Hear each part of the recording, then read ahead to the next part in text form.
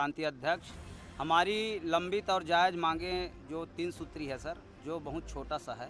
एक है कि हमारा अविभाजित मध्य प्रदेश बड़ा भाई अपने समिति कर्मचारियों को प्रतिवर्ष 3-3 लाख रुपया वेतन अनुदान दे रही है, उसको मिलना चालू हो गया है।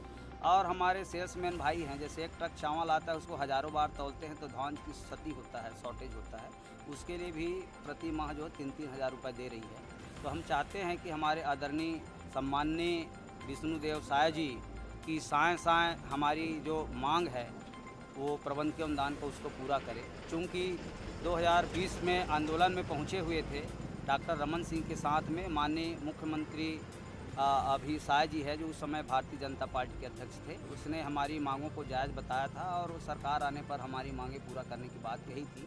दूसरी मांग है सर, जो जिला सरकारी केंद्रीय बैंकों में समिति प्रबंधक, क्रेडर प्रबंधक की भर्ती 2018 के सेवा नियम में लिखा है कि जब भर्ती होगा तो उसमें 50% समिति से 50% सीधी भर्ती। तो सीधी भर्ती हो गई है, विभागीय भर्ती तत्काल लागू किया जाए ताकि हमारे कर्मचारियों को उसका लाभ मिल सके। तीसरी मांग है जो बहुत ही संवेदनशील है कि धान का उठाव भी लाखों कुंटल जो है समितियों में पड़ा हुआ है। जून में मानसून सक्रिय होने वाली है, इससे करीब 300-400 करोड़ की नुकसान होगी। वो जो 300-400 करोड़ की नुकसान होने वाली समितियों को, जैसे पूर्व सरकार ने, भूपेश बघेल जी ने ये हमारे शाह जी की चिट्ठी के आधार पे 250 करोड़ कैबिनेट की बैठक बुला के दिया था। तो गत वर्ष 23-24 और 24-25 की जो धान सूखा है इसकी छत्तीसगढ़ सरकार पूरा करे। अभी समितियों में बर्खास्तगी और सेवाओं की कार्रवाई उसको तत्काल निरस्त करके उसे बहाल करे और जो कार्रवाई कर रही है उसके ऊपर उल्टे कार्रवाई करे। और प्रावधान 24-25 में शून्य शॉर्टेज का नीति वो किया जाए और हमारे ऊपर कर्मचारियों पर FIR या सेवा मुक्ति कार्रवाई ना करें। और हमारे पूरे मुख्यमंत्री सहित पूरे छत्तीसगढ़ के मंत्रियों से, सांसदों से आग्रह है कि हमारी मांगे जायज़ है। बस्तर से अंबिकापुर तक गांव के अंतिम व्यक्ति तक हम लोग सेवा करते हैं। हमारी वेतन बहुत है, कम है, अल्प वेतन है। हमें ग्रेजुएटी भविष्य निधि कुछ भी नहीं दिया जाता है, यहाँ तक 6 महीने से तनख्वाह भी नहीं मिलती। अब जैसे किसान लोग ऑनलाइन भी कर दिए थे, ऑनलाइन किए थे, उसमें क्या फ़र्क पड़ा था? ऑनलाइन वो एग्रीटेक वो तो हम लोग कर ही रहे हैं, प्रशासन का जो भी काम रहता है। लेकिन बड़ी ये है कि मैं आपको बता दूं कि सरकारें चाहे जो भी रही हो, जब अभी लोग सरकार में नहीं रहते हैं तो हमारे पक्ष में होते हैं, जब सरकार में आ जाते हैं तो ये विपक्ष के हो जाते हैं। ये दोहरी नीति सरकार की, चाहे कांग्रेस की सरकार है चाहे भारतीय जनता पार्टी की सरकार है, यानी कुल मिला के पब्लिक को पिसाना है। बिल्कुल। और ये हमारे सोसाइटी का, ये मेरे को बताएं जितने भी सांसद है, विधायक हैं जो वर्तमान में है या पूर्व में है, ये किसान है कि नहीं है, यही बता दें। और आप उनसे, मैं आपके मीडिया के माध्यम से उनसे सवाल करता हूं, क्या वास्तव में धान सूखता है कि नहीं, ये हमको बता दें। पहली बात, जब अगर धान सूखता है और जब आप विपक्ष में होते हो तो हमारे पंडाल में आपके चीख चीख करके चिल्लाते हैं कि धान सूखता है, उसको सरकार भरे। और आज हम लोग पूरे छत्तीसगढ़ के 2058 सोसाइटी के जो कर्मचारी हैं, लगभग हम लोग 13,000 हैं।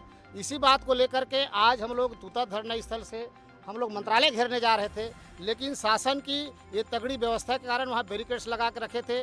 पुलिस प्रशासन ने हमको वहाँ पर जाने नहीं दिया। लेकिन मैं आपके मीडिया के माध्यम से कहना चाहूँगा कि आगे चल के ये इस प्रकार की अगर ये रणनीति अपनाएंगे, हमारी आंदोलन उग्र रूप लेगी और बैरिकेड को तोड़ करके हम आगे मंत्रालय तक भी पहुँचेंगे। ये हम लोग आज आपके चैनल के माध्यम से बताना चाहेंगे।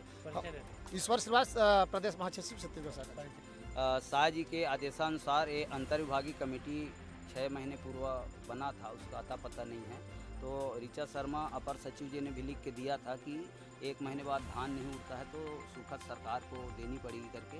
और सुखद के संबंध में जब लिखित पत्र जारी हुआ है और आज हमारे संगठन पहली लड़ाई नहीं लड़ी है। विधानसभा का घेराव, मंत्रालय घेराव, धरना प्रदर्शन, ये सैकड़ों बार हो चुका है और ये सब पूरा लिख के हम लोग यहाँ पत्र रखे हुए हैं। आप देख लीजिए, ये पिछले देखिए, भारतीय जनता पार्टी 2008 में घोषणा पत्र किए थे कि सहकारी समिति के कर्मचारियों को शासकीय कर्मचारी भांति सुविधा लाभ दिया जाएगा। ये लिखा हुआ है, हिंदी में लिखा हुआ है।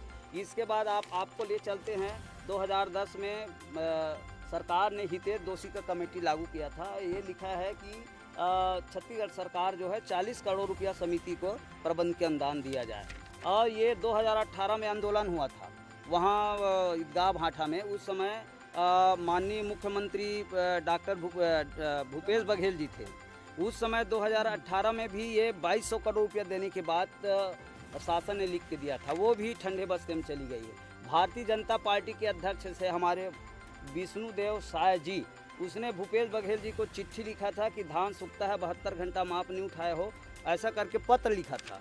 तो माननीय भूपेश बघेल जी ने तत्काल आंदोलन के चलते कैबिनेट की बैठक बुलाया था और 3% सूखत दी गई थी।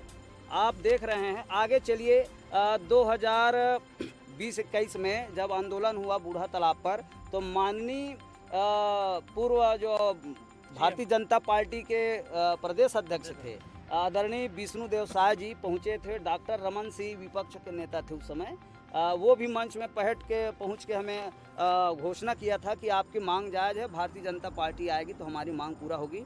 और हमें पूरा विश्वास है पूरे 15,000 कर्मचारियों को कि हमारी छत्तीसगढ़ सरकार, उसने छत्तीसगढ़ सरकार बनाया है और छत्तीसगढ़ को संवारा है और हम लोगों का भी भविष्य वो संवारेंगे। हमारे अपर ऋचा सचिव ने लिखा है कि जितने भी सुखद होगा फरवरी के बाद वो देंगे। हम तो ये कहते हैं अभी भी धान पड़ा हुआ है तो जितने सुखद आए वो सरकार को देना चाहिए। ये हमारे देख रहे हैं आदरणीय हमारे कुलदीप शर्मा जी रजिस्ट्रार साहब ने सहकारिता सचिव को मांगों को पूर्ति हेतु 11/11/2024 को पत्र जारी किए थे अंतर विभागीय कमेटी का। 6 महीने बाद सर अभी तक कोई अंतर विभागीय रिपोर्ट का कोई सूचना नहीं आया। ये देख रहे हैं मध्य प्रदेश में 3-3 लाख रुपए समिति के कर्मचारियों को तनख्वाह दे रही है। सेल्समैन को 3-3 हज़ार रुपये प्रति वर्ष प्रति महीना जो है क्षतिपूर्ति दे रही है। और ऋचा शर्मा जी ने लिखा है कि धान नहीं उठेगा तो वित्तीय प्रभार आएगी। तो वित्त मंत्री हमारे बहुत सम्माननीय हैं, सभी को समझते हैं, पूर्व IAS रहे हैं। आदरणीय वित्त OP चौधरी जी हैं, वो सभी पीड़ा को जानते हैं, IAS कलेक्टर रहे हैं। उनसे पूरा आशा और विश्वास है कि हम लोगों को अभी तत्काल वो कैबिनेट की बैठक बुलाएंगे और हमारी मांगों को पूरा करेंगे। यदि मांग पूरा नहीं होती है तो हमारा महासंघ पुनः बैठक आंदोलन की आगे की रणनीति तय करेगी। इससे खाद भी जो प्रभावित होगी इसके लिए हम कर्मचारी जिम्मेदार नहीं रहेंगे, छत्तीसगढ़ शासन जिम्मेदार रहेगी। इंकलाब जिंदाबाद, इंकलाब जिंदाबाद। बंद करो, बंद करो, बंद